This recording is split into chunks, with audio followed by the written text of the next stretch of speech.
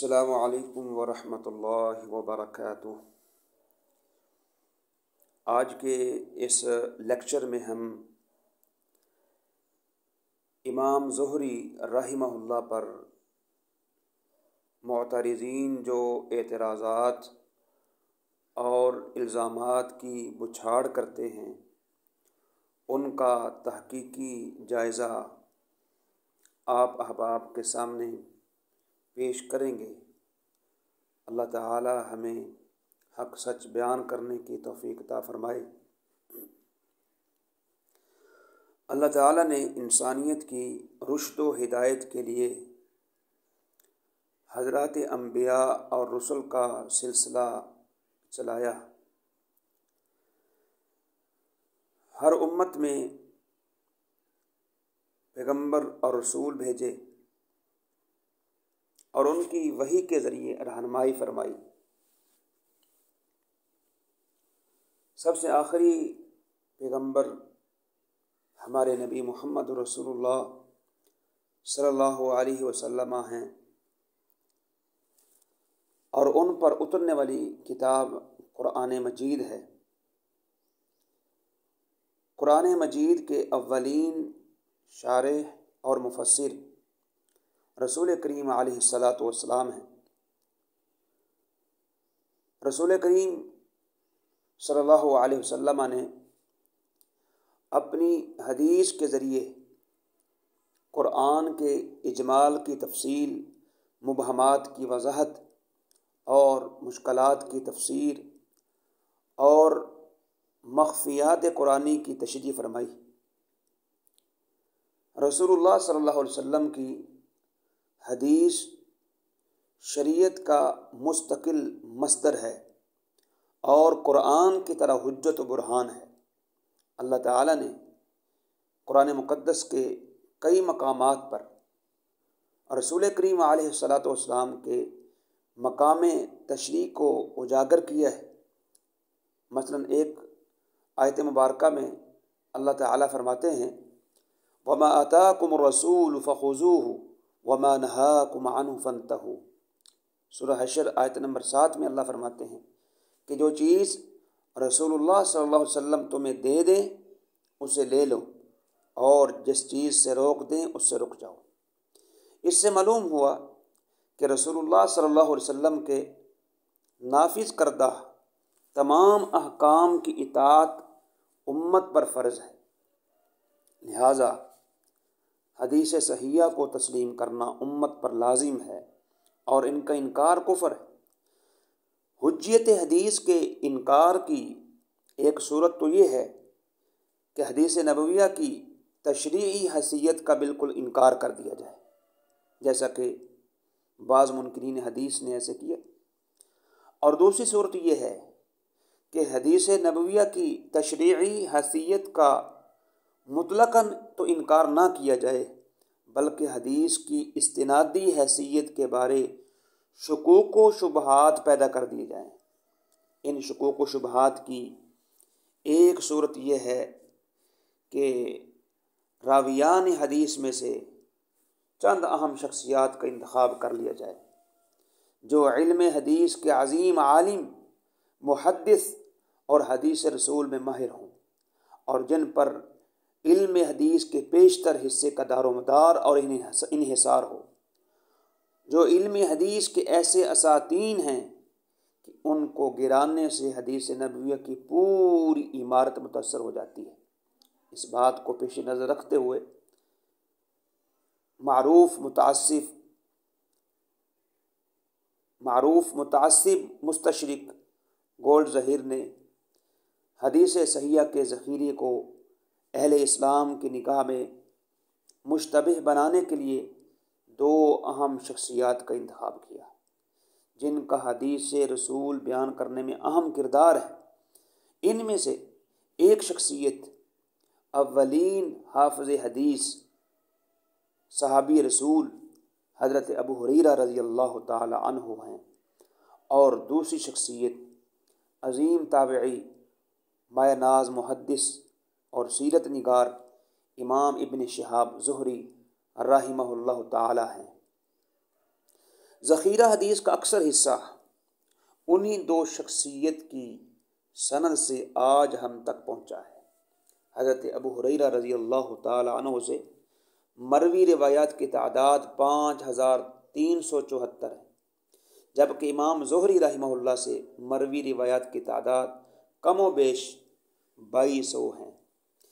اس طرح ان دونوں شخصیات کے بارے شکوک و شبہات پیدا کرنے سے پورا ذخیرہ حدیث غیر معتبر اور مشکوک ٹھہر سکتا ہے۔ گول ظہیر کے فکری نتائج اور تحقیق کے اثرات بر صغیر کے منکرین حدیث کی تحریروں میں سامنے آئے ہیں۔ انہوں نے انہی بدباطن مستشرقین کے منہج کو اختیار کر کے ان روات حدیث پر مختلف قسم کے اعتراضات کیے ہیں۔ ان راویان حدیث میں ایک اہم نام امام زہری کا ہے، جن پر کیے جانے والے اعتراضات کا جائزہ آپ کی خدمت میں پیش کیا جاتا ہے۔ اس سے قبل کہ امام زہری رحمہ اللہ پر کیے جانے والے اعتراضات و الزامات اور اتہامات کا جائزہ پیش کیا جائے، مناسب معلوم ہوتا ہے کہ امام زہری کے مختصر احوال اور سیرت و کردار پر روشنی ڈال دی جائے۔ آپ کا نام محمد ہے اور والد کا نام مسلم ہے، اور کنیت ابو بکر ہے، اور قبیلہ قریش کی ایک شاخ زہرہ کی وجہ سے آپ زہری مشہور ہیں اور ابن شہاب کے لقب سے معروف ہیں۔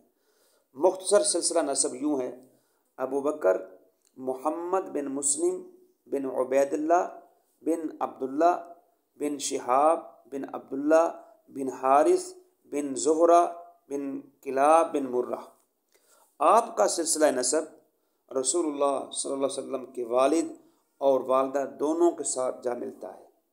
والد کی طرف سے کلاب بن مرہ پر جا کر آپ کا نسب نبی کریم علیہ السلام کے ساتھ مل جاتا ہے، اور والدہ ماجدہ کی طرف سے زہرہ بن کلاب پر جا کر ملتا ہے۔ امام زہری رحمہ اللہ کی والدہ کا نام عائشہ بنت عبداللہ اکبر بن شہاب تھا۔ صحیح اور راجح قول کے مطابق امام زہری رحمہ اللہ 51 ہجری میں پیدا ہوئے۔ امام زہری رحمہ اللہ نے جس دور میں شعور کی آنکھ کھولی وہ علمی ترقی کا دور تھا۔ ابھی حضرات صحابہ میں چند صحابہ کرام بقید حیات تھے۔ امام زہری سب سے پہلے حفظ قرآن کی طرف متوجہ ہوئے۔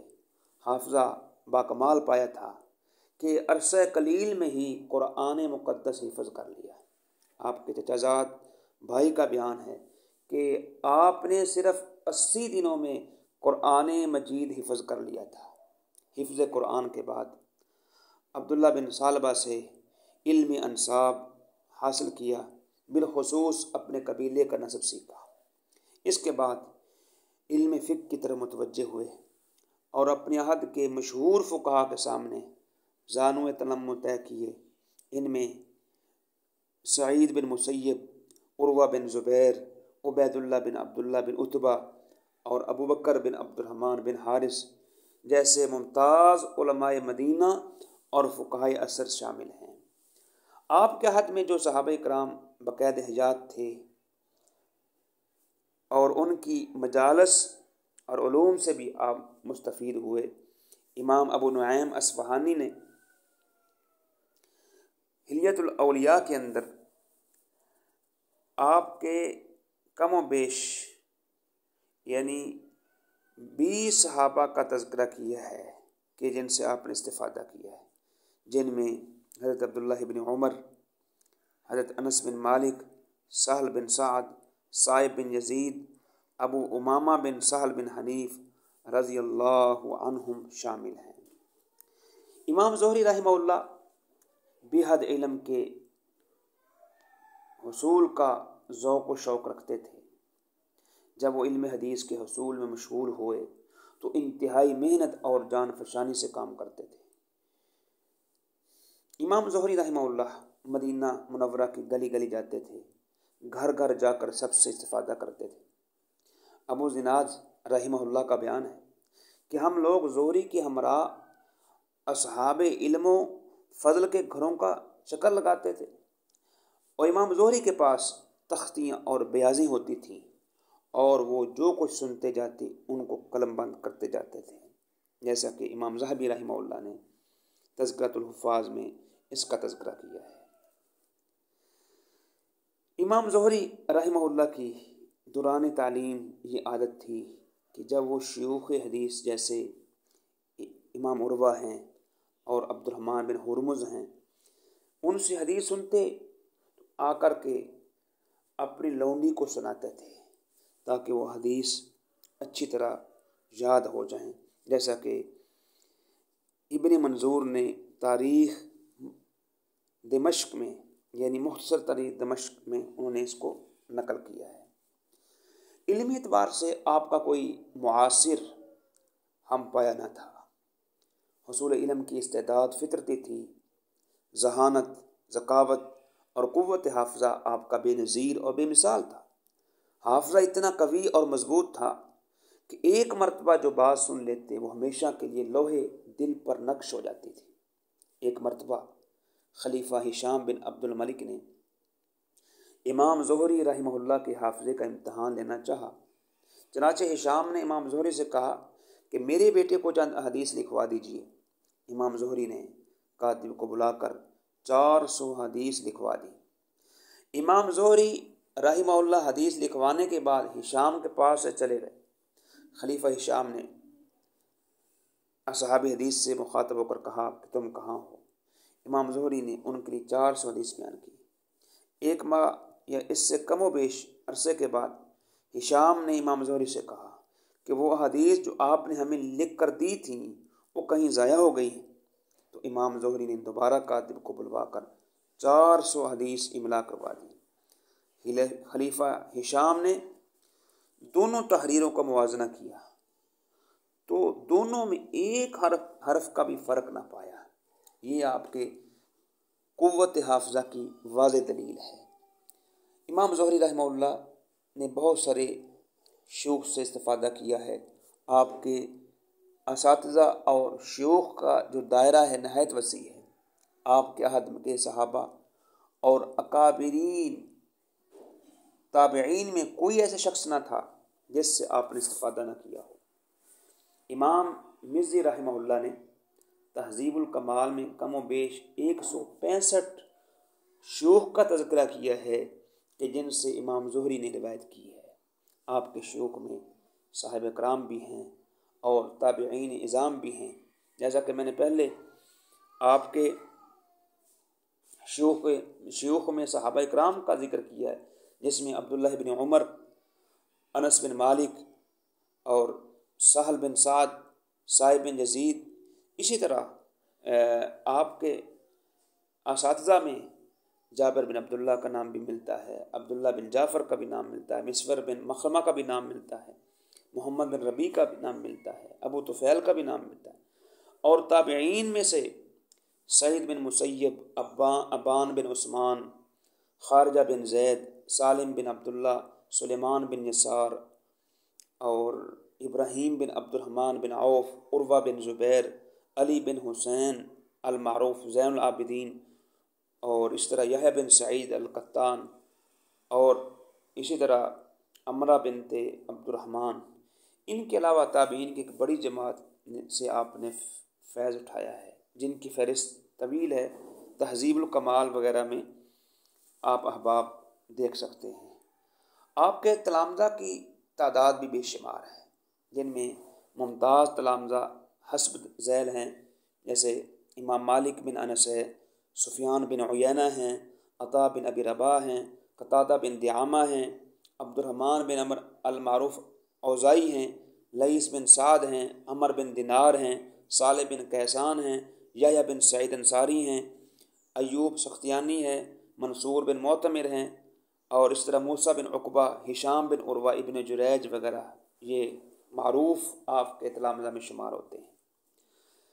اخلاق و اعتبار سے امام زہری رحمہ اللہ اخلاق حمیدہ کے ایک بے مثل نمونہ تھے، زاہد اور عبادت گزار تھے، کثرت سجود کی وجہ سے ماتھے پر سجدے کے نشانات تھے، جیسا کہ منقدر بن محمد کا بیان ہے کہ میں نے زہری کے ماتھے پر سجدے کے نشانات دیکھے۔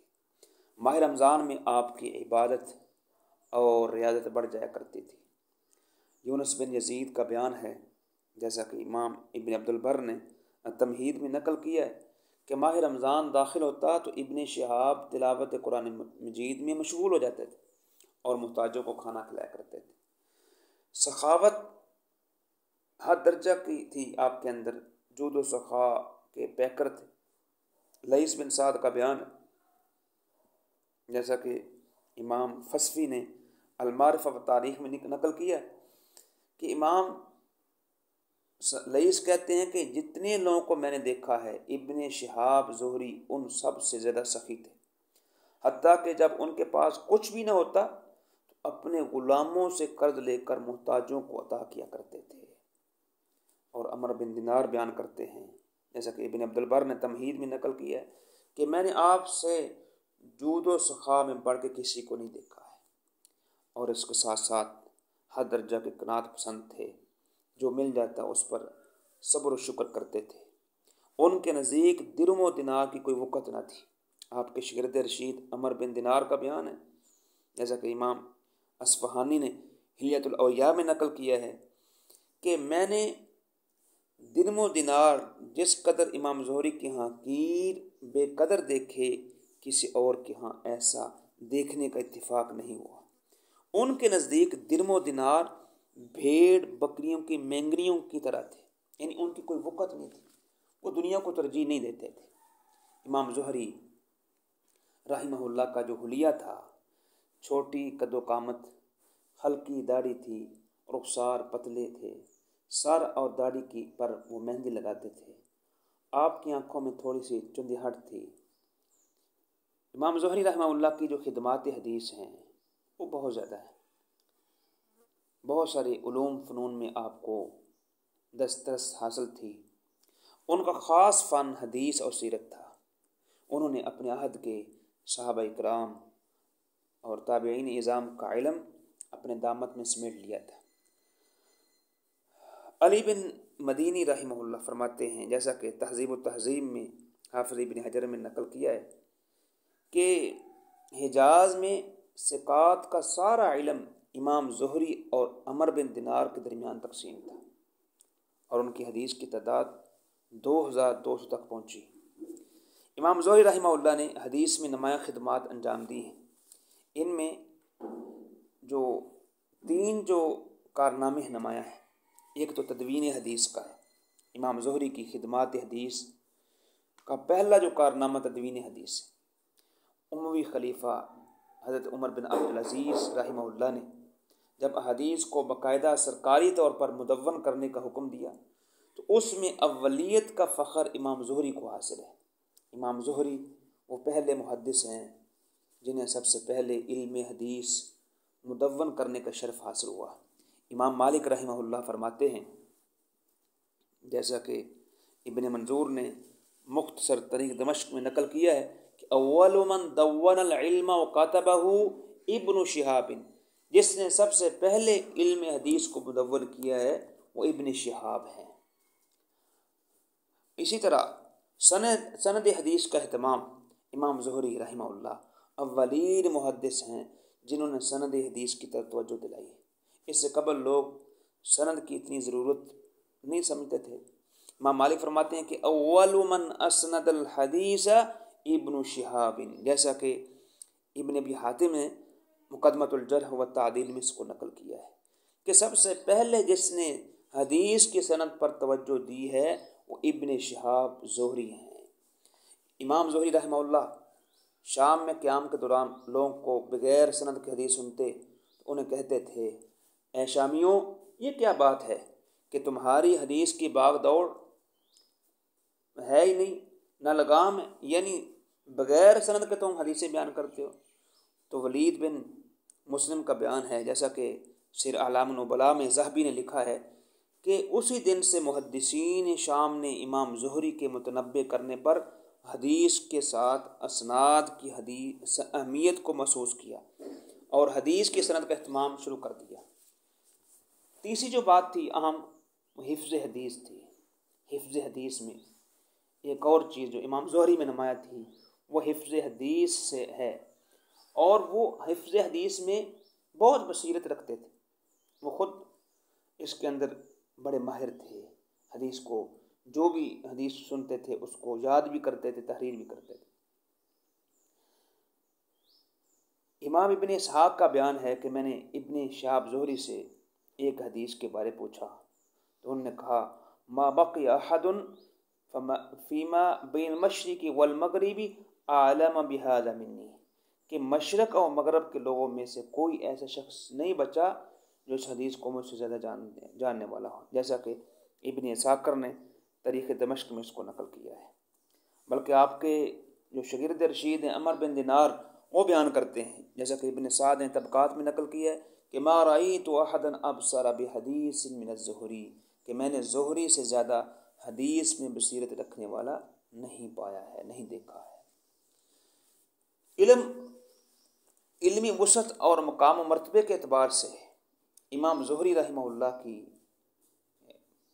بہت سارے علماء نے گواہی دی ہے۔ اس حوالے سے آپ کے معاصرین علماء کرام اور متاخرین نے اچھے تاثرات پیش کیے۔ عمر بن عبدالعزیز رحمہ اللہ فرمایا کرتے تھے علیکم بابن شہاب ھذا فإنکم لا تلقون احدا اعلم بسنت الماضیۃ منہ، تم پر زہری لازم ہیں، تم ابن شہاب کو لازم پکڑو، کیونکہ ان سے زیادہ ماضی کی سنت کو جاننے والا تم نے نہیں پایا ہوگا۔ محدث جلیل امام مکحول رحمہ اللہ فرماتے ہیں، جیسا کہ فسوی نے المعرفہ والتاریخ میں لکھا ہے ما بقی احد اعلم بسنت ماضیہ من ابن شہاب زہری، کہ روئے زمین پر آپ سے بڑھ کر قدیم سنت کا جاننے والا کوئی محدث باقی نہیں رہا۔ اور اسی طرح امام اوزاعی رحمہ اللہ کا بیان ہے، جیسا کہ فسوی نے المعرفہ والتاریخ میں لکھا ہے کہ لا ادرک واحدا خلافت ہشام من التابعین افقہ منہ، یعنی میں نے خلافت ہشام کے دور میں تابعین میں امام زہری سے بڑھ کے فقیہ نہیں پایا ہے۔ امام سفیان بن عیینہ رحمہ اللہ کا بیان ہے ما احد اعلم بسنت منہ، کہ سنت کو زہری سے جاننے والا کوئی نہیں ہے، جیسا کہ امام ابن عدی نے کامل کے اندر نقل کیا ہے۔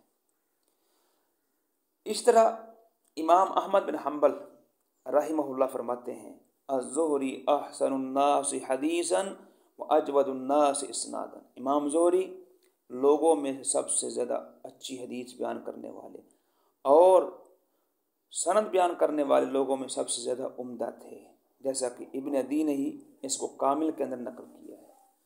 باقی رہا کہ امام زہری رحمہ اللہ کا جرح و تعدیل کے اندر ان کا معیار کیا تھا۔ محدثین کرام اور علماء جرح و تعدیل نے امام زہری کی امانت و جلالت اور تصحیح و تعدیل کے بارے میں بہت سارے اقوال بیان کیے ہیں۔ امام محمد بن سعد لکھتے ہیں کان الزہری ثقۃ کثیر الحدیث والعلم والروایت فقیہا جامعا، امام زہری قابل اعتماد ثقہ تھے، کثیر الحدیث تھے، بڑے علم والے، بڑی روایت بیان کرنے والے تھے، اور فقیہ تھے، جامع العلم تھے۔ امام اجلی رحمہ اللہ فرماتے ہیں کتاب الثقات کے اندر کہ ہوا تابعی ثقۃ، وہ ثقہ تابعی تھے۔ امام زرع رحمہ اللہ نے امام ابو زرع راضی سے پوچھا گیا ای الاسناد یصح، قال الزہری عن سالم عن ابیہ عن النبی صلی اللہ علیہ وسلم، کون سی سند سب سے زیادہ صحیح ہے؟ وہ فرمایا کرتے تھے کہ زہری جو امام سالم سے بیان کرتے ہیں وہ اپنے والد عبداللہ ابن عمر سے، وہ نبی کریم علیہ الصلوۃ والسلام سے بیان کرتے ہیں، یہ سب سے صحیح ترین سند ہے۔ اسی طرح آپ کی ثقافت کے بارے میں امام ابن حبان بستی رحمہ اللہ نے یہ نقل فرمایا ہے ثقات کے اندر کہ امام زہری رآ عشرۃ من اصحاب رسول اللہ وکان من احفظ اہل زمانہ واحسنہم سیاقا لمتون الاخبار وکان فقیہا فاضلا۔ امام زہری رحمہ اللہ نے 10 صحابہ کرام سے شرف ملاقات کی ہے اور اپنے دور کے بڑے حافظ تھے اور حدیث کے متون کو خوبصورتی سے بیان کرنے والے تھے اور وہ فقیہ اور فاضل تھے۔ امام ذہبی رحمہ اللہ نے سیر اعلام النبلاء کے اندر امام زہری پر تفصیلی ایک مضمون لکھا ہے اور وہ لکھتے ہیں کہ الامام العلم الحافظ زمانہ، وہ اپنے دور کے بہت بڑے امام، علم کے پہاڑ، اپنے دور کے حافظ حدیث تھے۔ حافظ ابن حجر رحمہ اللہ نے تہذیب و تہذیب میں تقریب میں لکھا ہے کہ الفقیہ الحافظ متفق علی جلالتہ و اتقانہ و ثبتہ، کہ امام زہری فقیہ اور حافظ تھے اور آپ کی جلالت علمی، پختگی اور ثقافت پر علماء امت کا اتفاق ہے۔ گویا کہ امام زہری کے فقیہ، عادل، ثقہ، ضابط اور حافظ ہونے کے بارے میں کسی کو بھی شبہ نہ تھا۔ غرض امام زہری کی ثقافت، امانت و دیانت اور جلالت علمی کے بارے میں محدثین کرام اور علماء جرح و تعدیل کے بے شمار اقوال و آراء موجود ہیں، جن میں سے چند کا تذکرہ اوپر میں نے کیا ہے، جس سے ثابت ہوتا ہے کہ آپ حفظ و اتقان، فقاہت و ثقافت اور امامت و جلالت میں بے حد اہم کردار کے حامل تھے۔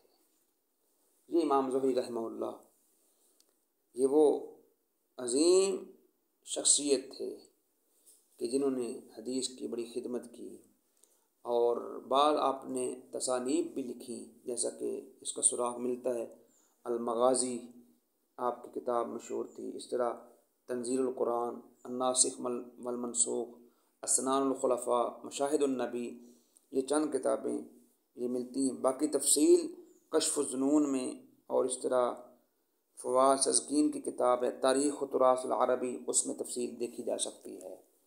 یہ علم و عرفان کا چراغ اطراف عالم میں اپنی علمی ذوق فشانی کرتے ہوئے بالآخر 124 کو اس دار فانی سے راہ بقا ہوئے۔ اللہ تعالیٰ ان کے درجات کو بلند فرمائے اور انہیں جنت الفردوس میں بلند مقام پر فائز فرمائے، آمین یا رب العالمین۔ یہ مختصر احوال امام زہری رحمہ اللہ کے آپ کے سامنے پیش کیے ہیں۔ اب ہم امام زہری رحمہ اللہ کی حیات و سیرت، عدالت و ثقافت، عظمت و جلالت جاننے کے بعد ان متاعن، ان الزامات اور اعتراضات کی طرف آتے ہیں جو منکرین حدیث یا معترضین آپ پر پیش کرتے ہیں۔ بعض منکرین سنت نے امام زہری کی نسب میں شکوک و شبہات ظاہر کرنے کی ناکام کوشش کی ہے اور لکھا ہے کہ امام زہری قریشی اور عربی نسل نہ تھے، ان کی قریشیت اور قبیلہ زہرہ بن کلاب سے تعلق بذریعہ ولا تھا، یعنی کسی قریشی نے ان کے کسی بزرگ کو آزاد کیا تھا، اس لیے یہ بھی قریشی اور زہری کہلانے لگے تھے۔ یہ سارا افسانہ اس لیے گھڑا کہ موالی عموماً فارسی النسل تھے یا فارسی الاصل تھے، عربوں نے ان کی حکومت کو تخت و تاراج کیا تھا، لہذا وہ انتقامی جذبات کے متحد حدیث گھڑا کرتے تھے۔ امام زہری پر بھی نعوذ باللہ اس لیے یہ وہم کیا گیا ہے۔ یہ معترض کی جو بات ہے یا اعتراض ہے بالکل غلط ہے، کتب انساب اور تاریخ سے ناآشنائی کی واضح دلیل ہے۔ حالانکہ محدثین نے، مؤرخین نے اور اصحاب انساب نے اپنی کتابوں کے اندر لکھا ہے کہ امام زہری قرشی ہیں اور ان کا تعلق قبیلہ زہرہ بن کلاب سے ہے، جیسا کہ ان کی حیات و خدمات میں یہ بات کر چکا ہوں۔ مزید آپ چند حوالے ملاحظہ فرمائیں کہ جن میں امام زہری کے بارے میں جو کتب انصاب والے ہیں یا مورخین سیرت نگار ہیں ان نے واضح کر دیا ہے۔ امام الانصاب علامہ سمعانی نے کتاب الانصاب کے اندر نقل کیا ہے کہ الزہری هذه النسبة إلى زهرة بن كلاب بن مرة بن كعب بن لؤي وهو قرشي والمشهور بها أبو بكر محمد بن مسلم بن عبيد الله بن شهاب بن زهرة القرشي المعروف بالزهري من تابع المدينة وكان من أحفظ أهل زمانه وأحسنهم سياقا لمتون الأخبار وكان فقيها فاضلا۔ مطلب یہ ہے کہ وہ بیان کرتے ہیں کہ زہری یہ زہرہ بن کلاب کی طرف نسبت ہے، اور ان میں ابو بکر محمد بن مسلم ابن شہاب زہری قرشی اسی نسبت سے مشہور و معروف ہے۔ وہ اپنے وقت کے بہت بڑے حافظ حدیث تھے اور متون حدیث کے بیان کرنے میں انہیں کامل مہارت حاصل تھی۔ وہ فقیہ اور عالم فاضل تھے۔ اسی طرح معروف مورخ ابن خلکان لکھتے ہیں کہ ابو بکر محمد بن مسلم بن عبید اللہ بن عبداللہ بن شہاب بن عبداللہ بن حارث بن زہرہ القرشی الزہری احد الفقہاء والمحدثین والعلام تابعین بالمدینہ، کہ امام ابو بکر محمد بن مسلم ابن شہاب قرشی زہری ہیں، ان کا شمار فقہاء اور محدثین میں ہوتا ہے۔ آپ مدینہ منورہ کے بڑے عظیم تابعین میں سے ایک ہے۔ اسی طرح امام ذہبی رحمہ اللہ نے بھی تذکرۃ الحفاظ میں آپ کے قرشی اور زہری ہونے کی وضاحت کی ہے۔ وہ فرماتے ہیں کہ امام زہری حفاظ حدیث میں بڑھ کر عالم تھے۔ ان کا نام و نسب یوں ہے: ابو بکر محمد بن مسلم بن عبید اللہ بن شہاب بن عبداللہ بن حارث بن زہرہ بن کلاب قرشی زہری المدنی۔ اور اسی طرح امام نووی رحمہ اللہ نے بھی تہذیب الاسماء واللغات میں آپ کو زہری اور قرشی المدنی کہا۔ اسی طرح مورخ اسلام اور معروف مفسر امام ابن کثیر رحمہ اللہ نے البدایہ والنہایہ کے اندر نقل کیا ہے کہ امام زہری ان کا نام محمد بن مسلم ابن شہاب قرشی زہری ہیں، اور وہ ائمہ اسلام میں بڑے علماء کرام میں یگانہ ہیں اور جلیل القدر تابعین میں ان کا شمار ہوتا ہے۔ تو اس موضوع پر ویسے مستقل طور پر مولانا اسماعیل سلفی رحمہ اللہ نے اپنے مقالات کے اندر اس شبہ کا ازالہ کیا ہے۔ آپ احباب تفصیلی طور پر سلفی صاحب رحمہ اللہ کے جو مقالات ہیں آپ اس میں تفصیل دے سکتے ہیں۔ دوسری بات یہ کہنا کہ موالی تمام انتقامی جذبات سے بھرپور تھے اور وہ دل سے اسلام کے خیر خانہ تھے، یہ بھی ذام باطل ہے اور قطعی غلط ہے۔ موالی میں بے حد مخلص اور اسلام کے سچے خادم بھی موجود تھے۔ ابو حنیفہ رحمہ اللہ فارسی تھے، اکثر محدثین فارس کے رہنے والے تھے، اور بڑے جلیل القدر علماء میں موالی ہو گزرے ہیں۔ اگر اجمی اور موالی پر محض اجمی اور موالی ہونے کی وجہ سے وضع حدیث کی تہمت لگائی جائے تو پھر تمام علوم و فنون غیر محفوظ ہو جائیں گے۔ تیسری بات یہ ہے کہ امام زہری تقریباً 51 ہجری میں پیدا ہوئے ہیں اور 124 میں ان کا انتقال ہوا ہے۔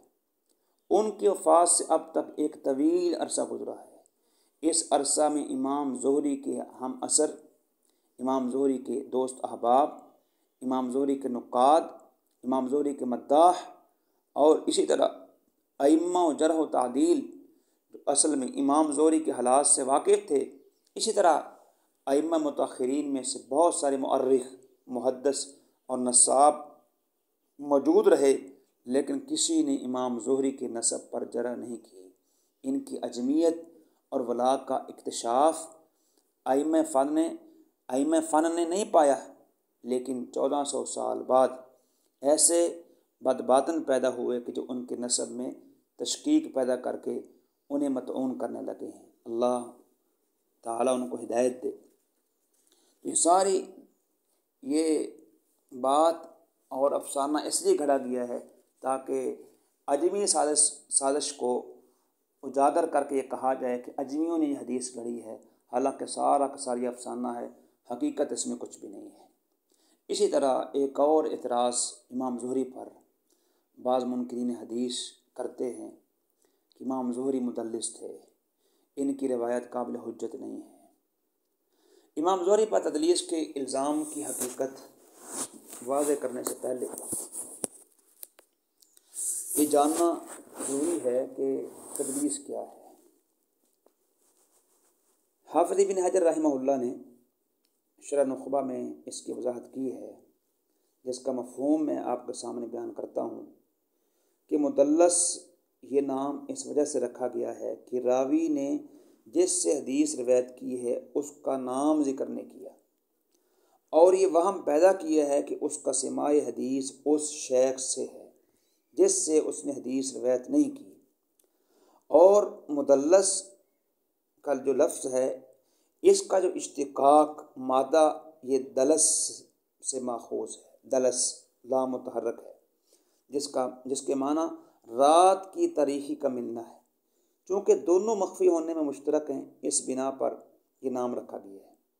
اور مدلس حدیث صیغہ ادا میں سے ایسے صیغے کے ساتھ لائی جاتی ہے کہ جو مدلس اور اس شخص کے درمیان جس سے وہ سند بیان کر رہا ہے ملاقات کے وقوع کا احتمال رکھتا ہے، جیسے ان اور کالا کے صیغے کے ساتھ حدیث بیان کرے۔ صحیح قول کے مطابق مدلس راوی کا حکم یہ ہے کہ اگر وہ عادل و ثقہ ہو تو اس کی حدیث اس وقت تک قبول نہ کی جائے جب تک وہ تحدیث یعنی سمیت و حدثنی کی وضاحت نہ کرے۔ حافظ ابن حجر رحمہ اللہ کے کلام سے مدلس حدیث کی حقیقت اور اس کا حکم واضح ہے۔ اس سے معلوم ہوا کہ مدلس حدیث مطلقاً مردود نہیں ہے۔ اس میں دیکھا جائے گا کہ اگر مدلس راوی ثقہ ہے، قابل اعتماد ہے اور تحدیث کی صراحت کر رہا ہے تو پھر اس کی روایت حجت ہے، اور اگر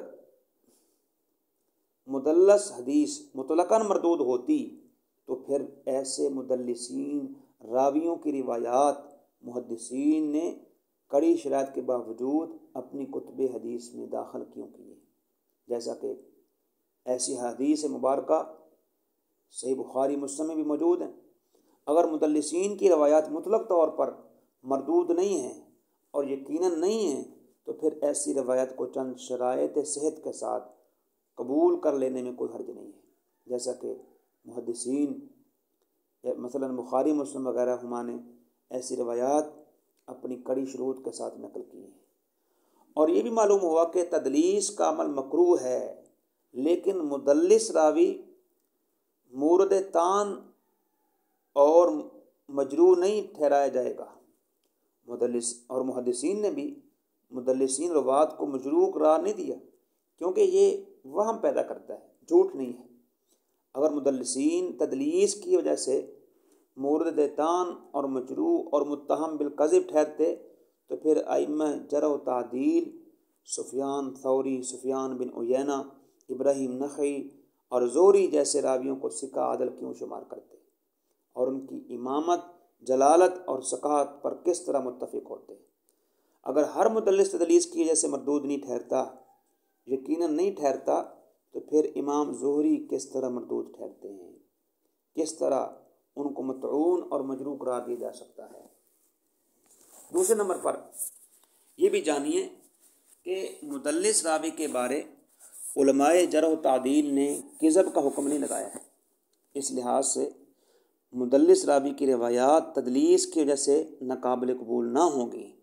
حافظ ابن صلاح رحمہ اللہ نے مقدمہ ابن صلاح کے اندر اس کی وضاحت کی ہے۔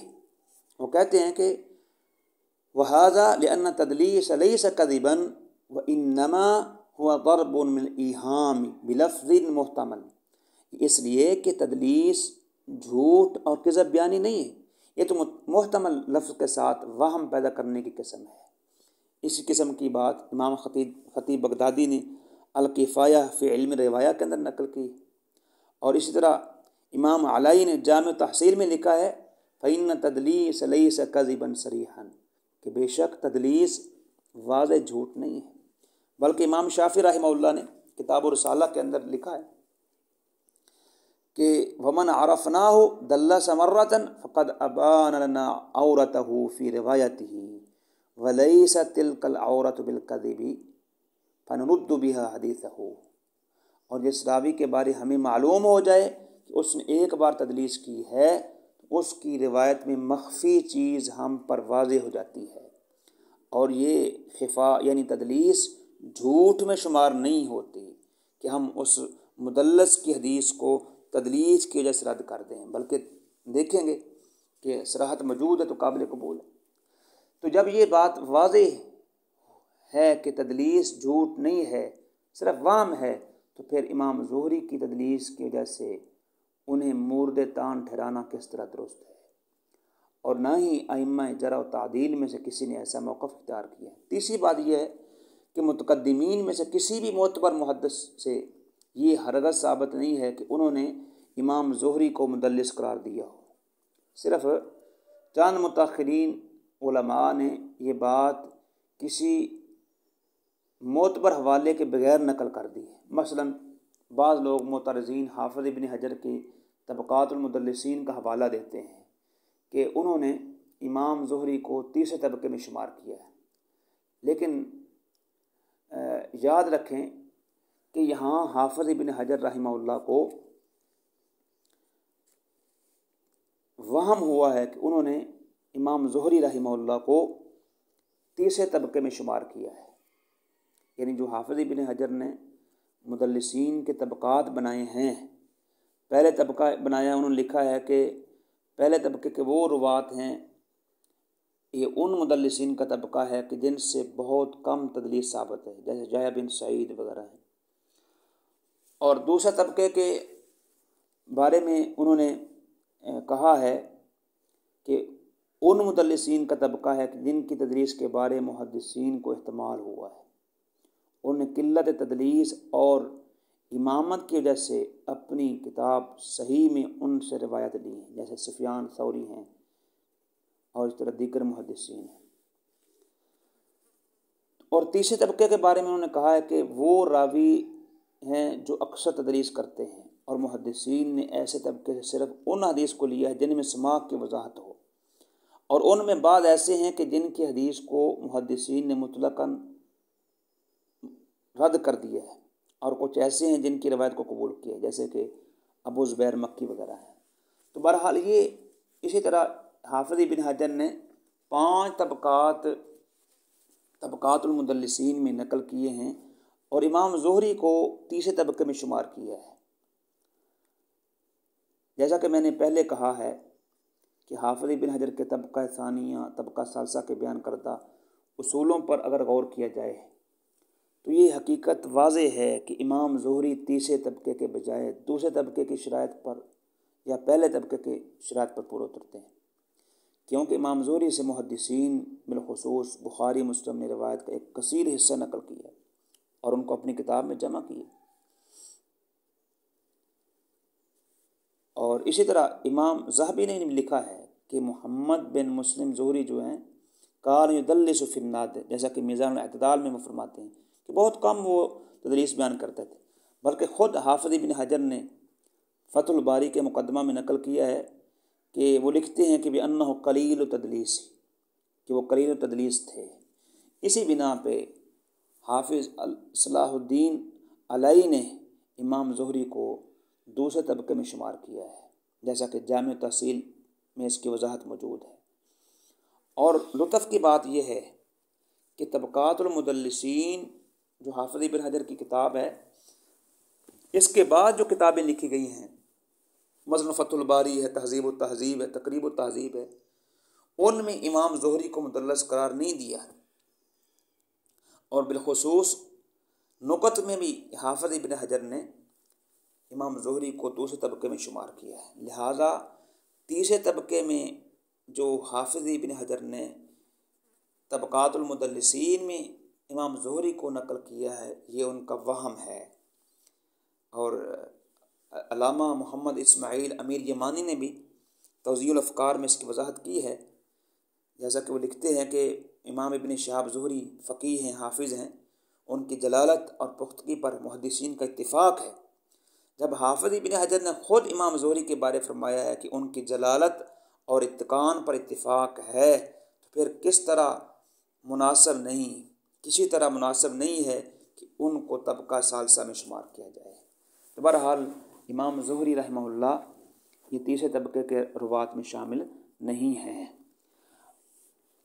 باقی جو امام زہری پر تدلیس کے دلائل پیش کیے جاتے ہیں کہ وہ مدلس ہیں، ان میں سے ایک میں مثال آپ کے سامنے رکھوں گا، جیسا کہ امام ابو حاتم رازی کی یہ کلام پیش کی جاتی ہے، جس کو ان کے بیٹے ابن ابی حاتم نے علل الحدیث کے اندر جلد نمبر 3 صفحہ نمبر 407 میں نقل کیا ہے کہ الزہری لم یسمع من عروۃ ھذا الحدیث فلعلہ دلسہ، کہ زہری نے یہ حدیث عروہ سے نہیں سنی، شاید زہری نے تدلیس کی ہے، شاید کا لفظ بولا ہے۔ امام زہری کی تدلیس کے ثبوت پر جو امام رازی کا قول پیش کیا جاتا ہے، یہ کئی وجوہ سے غلط ہے۔ پہلی بات تو یہ ہے کہ جس روایت پر امام ابو حاتم بحث کر رہے ہیں، اس کے سیاق و سباق سے معلوم ہوتا ہے کہ امام زہری کی تدلیس نہیں ہے، بلکہ وہ ہشام بن عروہ کی تدلیس کی بات ہو رہی ہے۔ سبقت قلم کی وجہ سے یہاں ہشام کی جگہ زہری لکھا گیا ہے۔ اس بات کی نشاندہی امام زہری کی معلل حدیث جمع کرنے والے مؤلف شیخ عبداللہ بن محمد نے اپنی کتاب کے اندر نقل کر دی۔ وہ کہتے ہیں کہ کلام ابو حاتم فیہ تصریح بنسبت تدلیس الی الزہری والذی یظہر انہ سبق قلم من الناسخ، کہ ابو حاتم کے کلام میں امام زہری کی طرف تدلیس کی جو نسبت کی گئی ہے وہ ناسخ کی طرف سے سبقت قلم کی غلطی ظاہر ہوتی ہے۔ ان کا مقصود یہ ہے کہ ہشام نے یہ روایت اپنے والد عروہ سے نہیں سنی اور تدلیس کر دی ہے، جیسا کہ قریب اس کی وضاحت گزری ہے، لہذا امام زہری اس تہمت سے بری ذمہ ہیں، واللہ عالم۔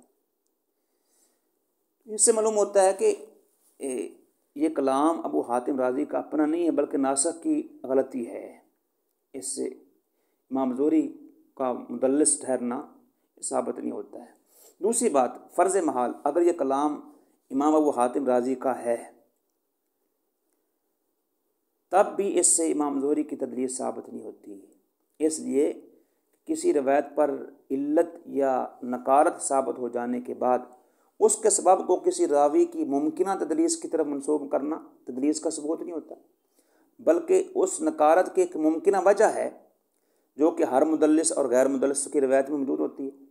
چنانچہ ابو حاتم کے قول میں محض عنعنہ وجہ انکار نہیں ہے، اور یہ بھی یہ بات رکھیں کہ یہ بات امام ابو حاتم کے قول لعلہ سے بھی واضح ہے کہ شک کا وہ جملہ بول رہے ہیں لعلہ، اس لیے تدلیس کے واضح ثبوت کے بجائے حدیث کی علت کی ممکنہ وجہ کو تدلیس کا ثبوت کہنا غلط ہے۔ تیسری بات، جس روایت کے بارے میں امام ابو حاتم زہری کی تدلیس کے بارے شک کا اظہار کر رہے ہیں، اس کے دوسرے طرق میں امام زہری کے سماع اور تحدیث کے ساتھ وجود ہے۔ یہ جو روایت جس کے بارے میں امام ابو حاتم نے کلام کی ہے، مسند احمد میں ہے، اس کی سند میں حدثنا عفان قال حدثنا حماد بن زید قال حدثنا معمر ونعمان عن الزہری عن عروۃ عن عائشہ، پھر آگے وہ لمبی حدیث ہے۔ تو یہ جو روایت ہے مسند امام احمد میں دوسری جگہ بھی موجود ہیں۔ پھر یہی روایت الفاظ کے تھوڑے بہت اختلاف کے ساتھ اسی مخرج سے صحیح بخاری میں بھی موجود ہے۔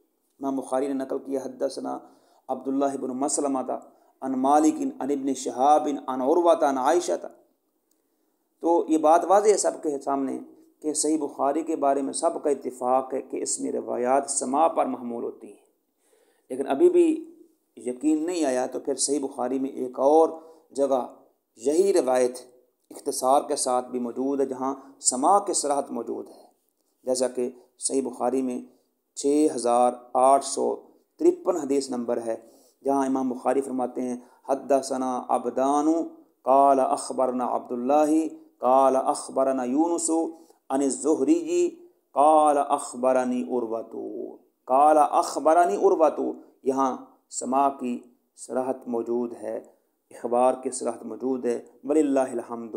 بلکہ مسند امام احمد میں بھی یہ روایت قدر تفصیل سے ایک جگہ موجود ہے، حدیث نمبر ہے 24830، جس میں امام احمد بن حنبل فرماتے ہیں حدثنا ابراہیم بن ابی العباس قال حدثنا ابو اویس عن الزہری ان عروہ ابن زبیر حدثہ ان عائشہ حدثتہ قالت، تو یہاں دیکھیے ان عروہ ابن زبیر حدثہ، تو یہاں تحدیث کی صراحت موجود ہے۔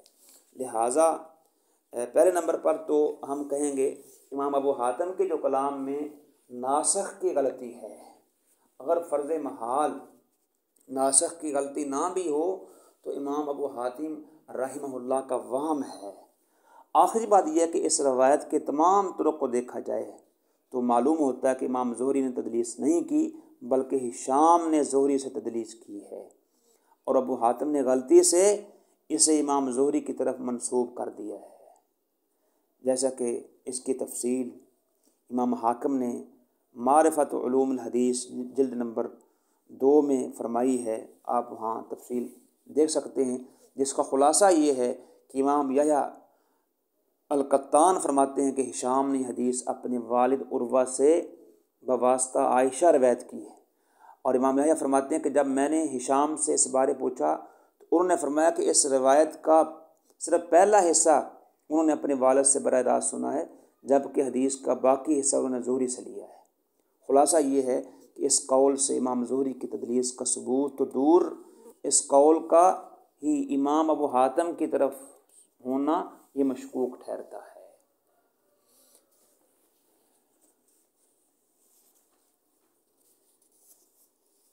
اسی طرح امام زہری کے اعتراضات میں الزامات میں ایک اعتراض یہ ہے کہ امام زہری رحمہ اللہ یہ ادراج کا مرتکب ہوئے ہیں۔ اس الزام کی حقیقت جاننے سے قبل ادراج کا مفہوم اور حکم واضح کر دینا مناسب ہے۔ عربی لغت میں ایک چیز کو دوسرے کے اندر داخل کر دینے کو ادراج کہتے ہیں۔ اسی سے اسم مفعول مدرج ہے، یعنی وہ حدیث جس کی سند یا متن میں کوئی اضافی چیز داخل کر دی گئی ہو۔ پھر مدرج کی 2 قسمیں ہیں، ایک مدرج الاسناد ہے، ایک مدرج المتن ہے۔ مدرج الاسناد سے مراد وہ حدیث ہے کہ جس کی سند کا سیاق تبدیل کر دیا گیا ہو۔ اس کی کئی صورتیں ہیں، حافظ ابن حجر نے شرح نخبہ میں بیان کی ہیں، آپ وہاں دیکھ سکتے ہیں۔ اور دوسری مدرج المتن ہے، یعنی وہ حدیث جس کے متن میں کوئی زائد الفاظ یا کلام بڑھا دیا جائے۔ اس کی پھر 3 اقسام ہیں، کبھی ادراج آغاز میں ہو جاتا ہے، کبھی حدیث کے درمیان میں، کبھی آخر میں۔ تمام محدثین ائمہ جرح و تعدیل کا اجماع ہے کہ حدیث رسول میں ادراج حرام ہے۔ ہاں، غریب الحدیث کی تفسیر توضیح کرنا مباح ہے، جیسا کہ امام زہری اور دیگر محدثین توضیحی الفاظ حدیث کے درمیان درج کر دیا کرتے تھے، جیسا کہ صحیح بخاری میں بدل الباحث کے بارے میں جو حدیث بیان کرتی ہیں سیدہ عائشہ، صحیح بخاری کے اندر یہ حدیث موجود ہے، باب بدل الوحج میں کان النبی صلی اللہ علیہ وسلم یتحنس فی غار حراء اللیالی ذوات العدد۔ اب تحنس جو لفظ ہے اس کی وضاحت کرتے ہوئے امام زہری نے کہا ہے وہ تعبد، کہ یہاں تحنس سے مراد کیا تعبد ہے، عبادت کرنا۔ تو اس حدیث میں تعبد کے لفظ مدرج ہیں، اور یہ امام زہری کا کلام ہے جو انہوں نے تحنس کی تفسیر کے طور پہ بیان کیا ہے۔ تو اس طرح کا ادراج مضر نہیں ہے، نقصان دہ نہیں ہے۔ امام بخاری جیسے محدث، جرح و تعدیل کے امام، ناقد حدیث نے اس حدیث کو اپنے صحیح میں نقل کیا ہے اور اس پر اعتماد کیا ہے۔ یہ دلیل ہے کہ محدثین کے ہاں غریب الفاظ کی شرح و تعدیل کرنا جائز ہے۔ لہذا ثابت ہوا کسی لفظ کی توضیح تشریح کے لیے ادراج فی المتن کا جواز ہے۔ کسی بھی امام، محدث، ناقد حدیث نے امام زہری کو ادراج کی وجہ سے مجروح قرار نہیں دیا، جس پر کتب جرح و تعدیل شاہد ہیں۔ معترضین نے ائمہ جرح و تعدیل کے اس قاعدہ کے قصداً جس حدیث کی سند و متن میں ادراج حرام ہے، اس قاعدے کو امام زہری کے ساتھ خاص کر کے ان پر طعن و تشنیع کے تیر برسا دیے، حالانکہ وہ مکمل بات کو سمجھ نہیں پائے کہ غریب الفاظ کی تشریح توضیح کی گنجائش ہے۔ امام زہری نے بھی اپنی طرف سے کوئی حدیث کے الفاظ نہیں بڑھائے ہیں، بلکہ غریب اور مشکل الفاظ کی صرف وضاحت کی ہے۔